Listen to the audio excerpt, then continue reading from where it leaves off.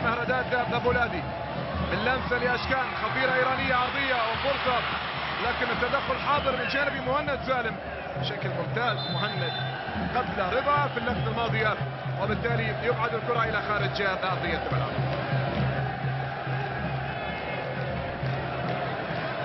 ضربه زاويه ينتظر سيد مهدي علي الى حين يلعب ضربه الزاويه ثم يجري التغيير، وبالتالي ضربه زاويه عند اشكان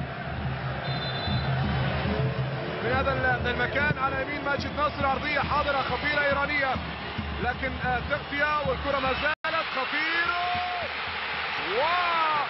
والمنتخب الايراني يسجل هدف اول.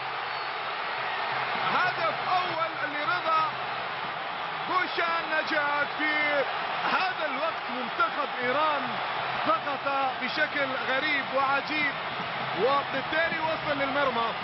هل كان في وضع سليم؟